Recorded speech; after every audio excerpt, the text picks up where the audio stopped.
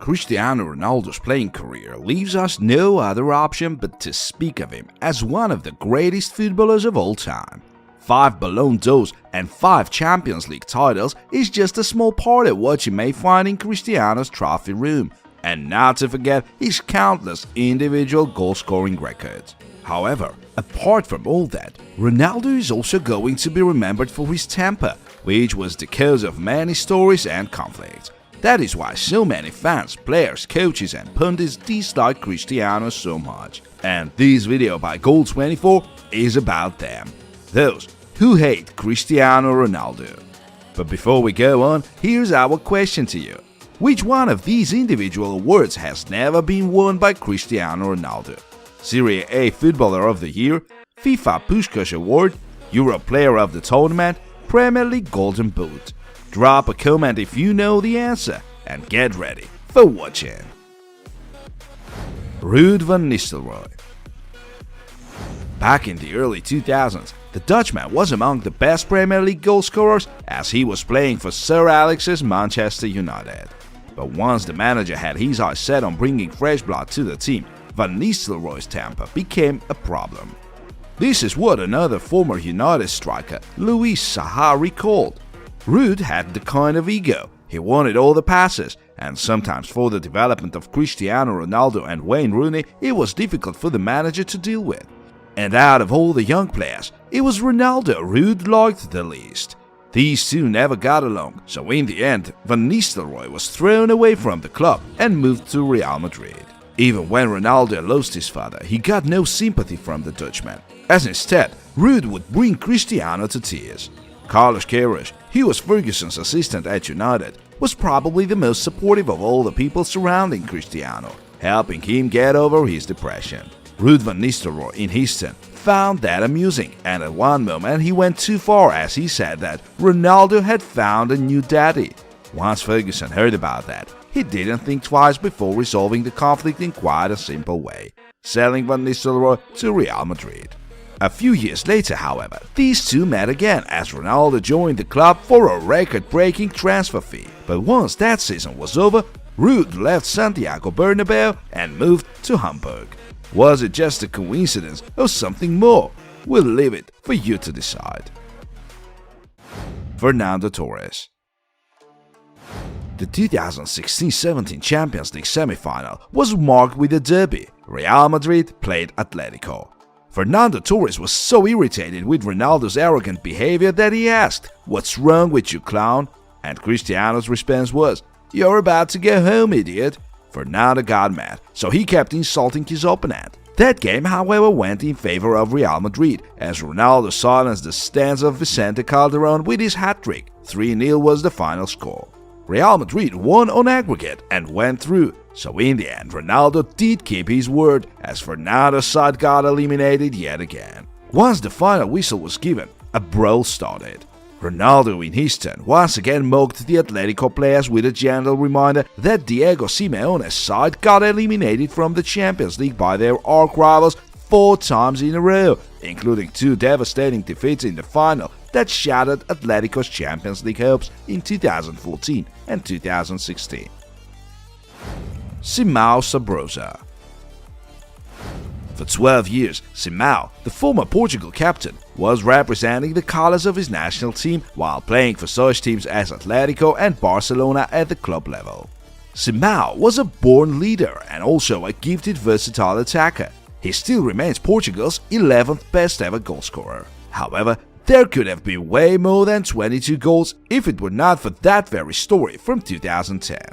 It was the year when Cristiano Ronaldo suddenly became upset with not being the national team captain, so he came to the Portugal Football Federation bosses and demanded justice. He, and not Simão, was meant to wear the armband.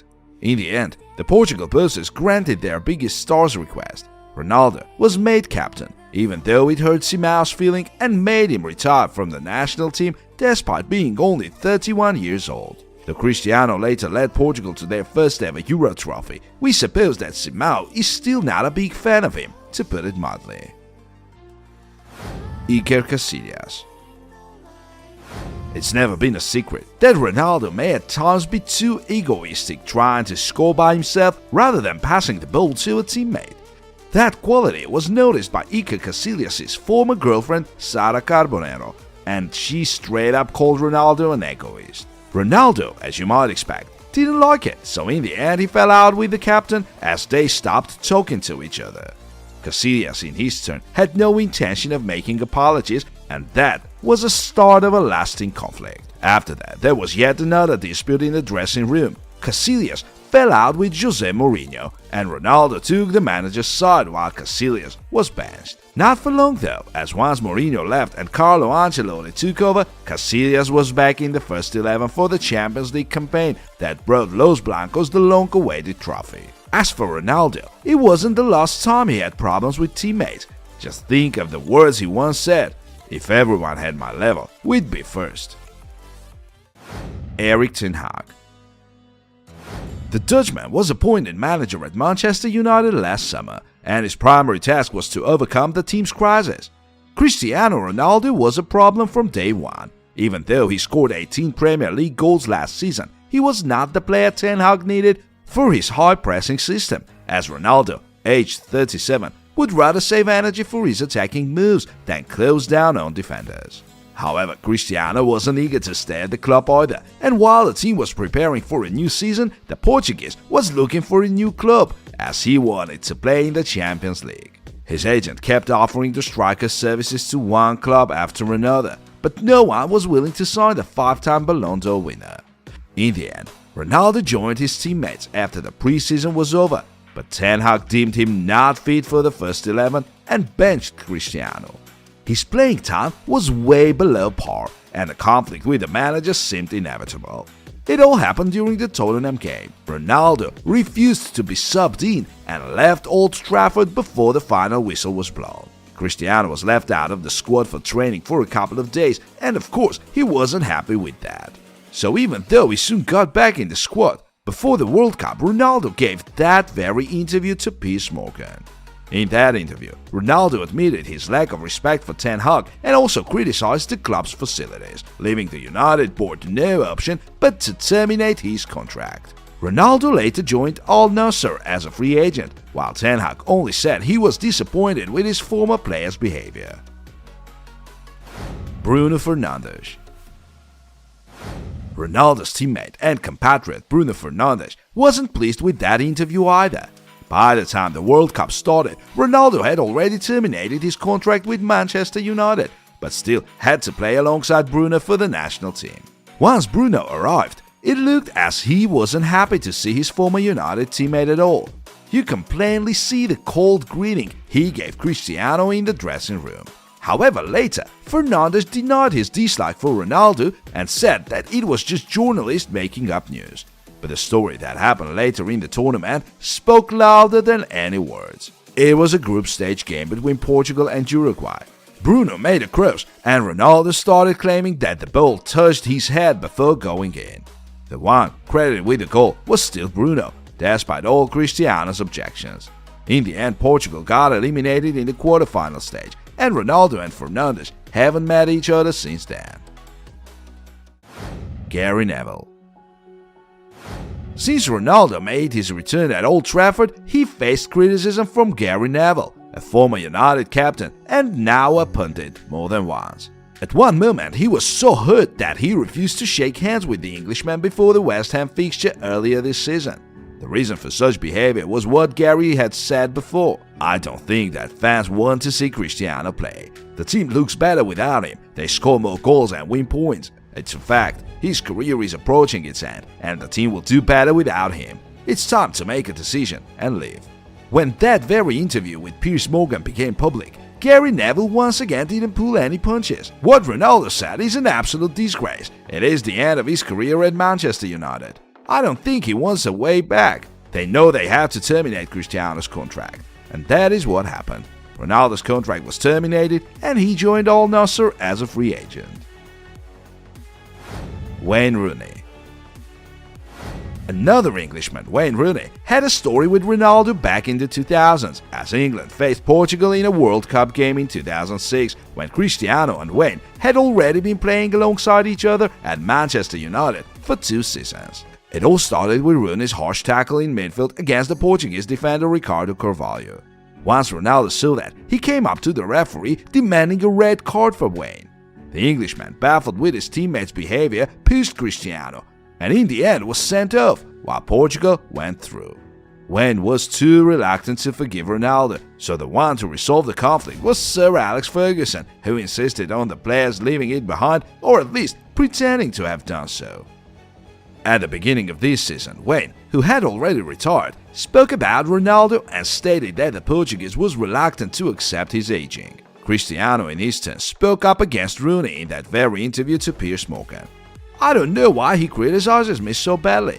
Probably because he finished his career and I'm still playing at a high level. I'm not going to say that I'm looking better than him," which is true. What is more, Cristiano called his former teammate a rat, which was a shock for the Englishman. Rooney wasn't eager to respond to that for quite some time, but in the end his reserved reply was, "It's not criticism. What I've said is age comes to all of us." But nevertheless, it's unlikely that Ronaldo would ever change his opinion, and these two are unlikely to be friends ever again. Fernando Santos. The relationships between Ronaldo and Fernando Santos, the Portugal head coach, used to be very warm. Cristiano's triumphant speech in the dressing room after Portugal won Euro 2016 is a good indicator of a bond between them. However, it all changed in Qatar. Cristiano played all the 3 group stage games and only scored once from the spot. In the final group stage game against South Korea, the striker was subbed off in the 76th minute, which he obviously didn't fancy. The media insisted on Ronaldo and Santos having a conflict. Cristiano was supposed to have fallen out with the coach and given him an ultimatum, as the striker was ready to leave the national team. But nevertheless, Ronaldo had to watch his team play against Switzerland in the round of 16 from the bench, as Gonçalo Ramos from Benfica, who was picked ahead of him, scored a hat-trick and made an assist, securing a convincing 6-1 victory for Portugal. He wasn't as prolific in the quarterfinal though. Portugal lost to Morocco 1-0, and even Ronaldo, who came on as a sub in the second half, was unable to help. After it was over, Ronaldo walked away in tears. He knew that it was his last chance to lift the World Cup trophy. Georgina Rodriguez, Ronaldo's girlfriend, spoke up on social media after the game, hinting at Fernando Santos being the one responsible for the defeat. "Today your friend and coach decided wrong, that friend for whom you have so many words of admiration and respect. The same one who, by getting you in the game, saw how everything changed, but it was too late." As a result, Fernando Santos was sacked, so these two will probably never meet again. Koke. The Atletico Madrid captain got involved in a conflict with Cristiano Ronaldo when Atletico faced Real Madrid in a 2016-17 La Liga game. The fixture that was marked with Ronaldo's hat-trick. At one moment, Ronaldo pushed Koke in the back, so the Spaniard turned to his offender and said, "You're gay." And Cristiano's immediate response was, "Yes, I am gay, but I am a very rich one." Although it's pretty obvious that it was no more than a joke meant to mock Koke, the media couldn't help but start writing about Cristiano Ronaldo's coming out. After all, the rumors about Cristiano's homosexuality have always been there. Just think of all the times he hired a private jet to see the Dutch kickboxer Badr Hari, and the fact that Cristiano presented him with 18 million worth apartments. The way Cristiano takes care of his looks has also been a concern for many fans for years. As for the story with Koke, no one really accused the Spaniard for homophobia, while Ronaldo never admitted anything. And he shouldn't have. After all, he has a family and 5 children. The move to Al Nassr made Cristiano by far the highest paid footballer in the world, with an annual salary of 200 million euros. His career, however, is indeed approaching the end, so even if you don't like him as a person, you can't help but admit his incredible talent and his legacy. Dear friend, which one of Cristiano's conflicts you found the most interesting? Feel free to share your thoughts in the comments. We would like to hear from you. See you soon!